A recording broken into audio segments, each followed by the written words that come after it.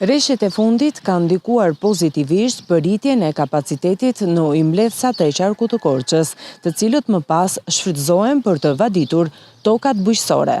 Sa i takon ujmbledhësit të Gjançit, i cili është një ndër ujmbledhësat me kapacitet të lartë, burime në drejtorinë e ujit e kullimit në Korçë bëjnë të ditur se kapaciteti i ujit ka shkuar rreth 15 milion metër kub ujë nga rreth 17 milion metër kub, që është kuota maksimale e tij. Dy krahët e kanalit të Gjançit furnizojnë me ujë tokat bujqësore të fushës së Korçës, ku nga krahu i Majt furnizohen kanalet që nga fshati Pulah deri në Melçan, ndërsa nga krahu i Djath nga fshati Floq deri në Drenov. Fermerët në këtë zonë kultivojnë kryesisht dru frutor, si dhe perime, ku më kryesoret janë qepët, lakrat, patatet e misri. Fermerët thonë se nuk kanë pasur mungesa të ujit për vaditje. Problemin me ujt nuk kemi patur as edhe një, ujt kemi patur me bollek, kemi vaditur, kujdet pagesës.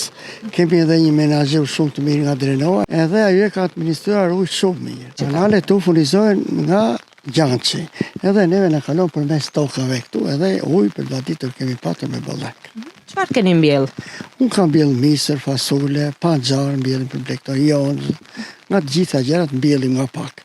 Ndërkohë burime në ndërmarrjen e shërbimeve publike të Bashkisë Korçë bëjnë të ditur se me nisjen e sezonit të vaditjes do të ngrihen dhe treprita në lumin Dunavec në afërsi të fshatit Turan, në Voskop dhe Bulgarec, për të ngritur ujë në parcelat e fermerëve të fushës së Korçës. Në qarkun Korçë janë në administrim rreth 120 rezervuar me destinacion ujitjen e tokave bujqësore.